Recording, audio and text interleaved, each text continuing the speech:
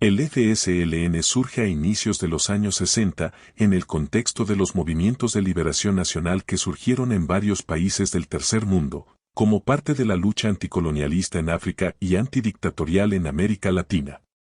Siendo la principal fuerza armada en la lucha antisomocista, lucha que había movilizado todos los estratos sociales, al colapso del régimen de los Somoza, inició un proceso de control del poder político y económico, que, por sus arbitrariedades, principalmente en las zonas rurales, produjo un movimiento de resistencia armada que recibió un amplio apoyo militar y financiero de los Estados Unidos. El FSLN, utilizando sus vínculos con La Habana, convencieron a la ex Unión Soviética y otros países del llamado campo socialista como Alemania Oriental y Bulgaria, de involucrarse en el conflicto a través del financiamiento de armas y entrenamiento para hacer frente a la contrarrevolución. Se argumentaba que la consolidación de una revolución en el continente contribuiría a mejorar la situación de Cuba, bloqueada por los Estados Unidos y con una extrema dependencia de los países de la órbita soviética del continente europeo. Esta confrontación costó miles de vidas de jóvenes nicaragüenses, que murieron sin saber que estaban luchando en el último conflicto de la Guerra Fría. Aunque la guerra terminó con los acuerdos de Zapoá y la derrota en las urnas del FSLN. Dicha organización no perdió el control del ejército y su influencia en los diferentes poderes del Estado. Sin embargo, producto de las contradicciones surgidas al interior de este partido, esta organización se escindió, situación que permitió a Ortega, y más adelante su mujer, adueñarse de esta organización convirtiéndola en el principal instrumento de dirección y control de la represión de la dictadura. El FSLN ha organizado una importante red de informantes, tanto en los barrios y comarcas como en las instituciones estatales. Cualquier manifestación, comentario o gesto que sea interpretado como contrario a los dictadores, es denunciado a los secretarios políticos del partido, los que, en coordinación con la policía, se encargan de ejecutar las acciones represivas necesarias. A pesar de sus alegatos de neutralidad, los altos mandos del ejército responden a los intereses del FSLN y en la práctica dicha institución utiliza sus recursos para apuntalar al régimen.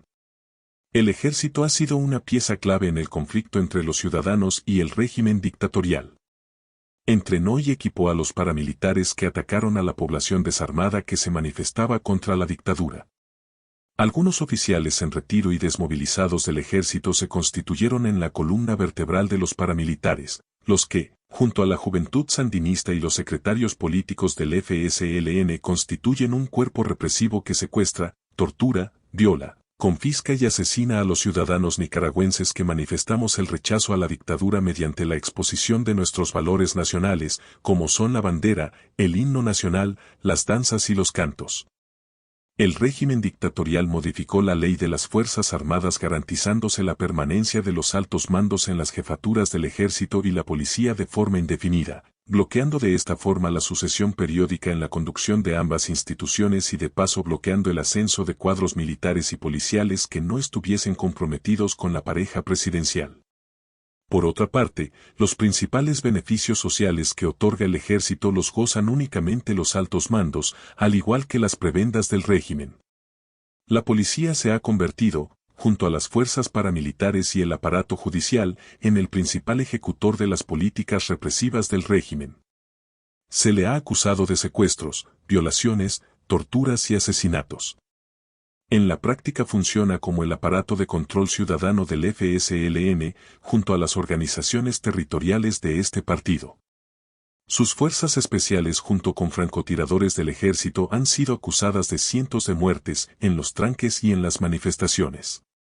Existen evidencias fotográficas y forenses que demuestran el uso de armas especializadas en el asesinato de gran cantidad de jóvenes y niños.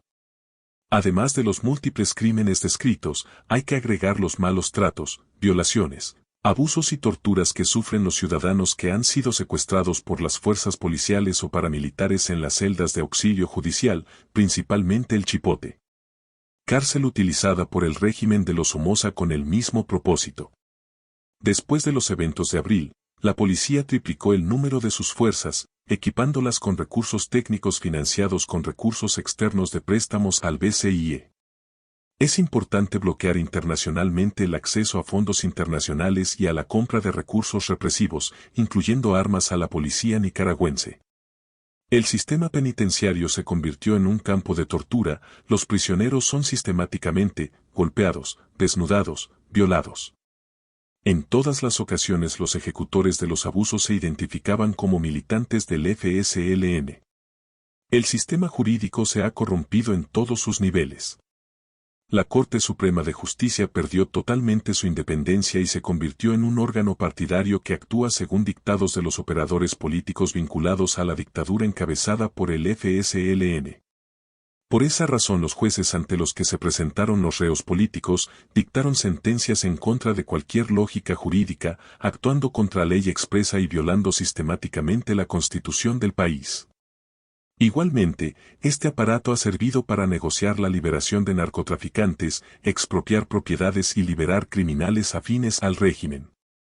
La Asamblea Nacional es otro instrumento partidario, el FSLN tiene el control total de dicha institución. Las leyes más importantes son elaboradas por el régimen y aprobadas sin mucho trámite.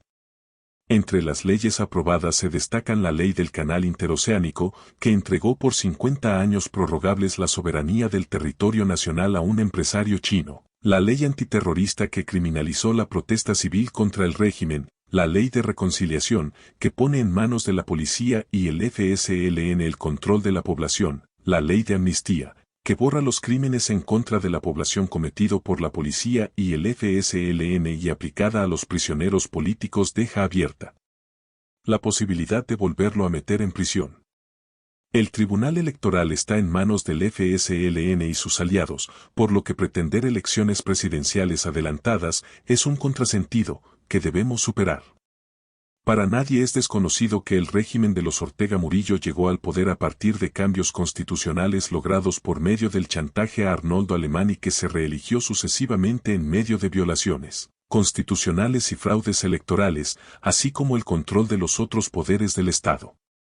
Desde un punto de vista estratégico es muy importante que los gobiernos del mundo registren como una organización terrorista al FSLN, sus miembros sean declarados fuera de la ley y sean perseguidos de oficio.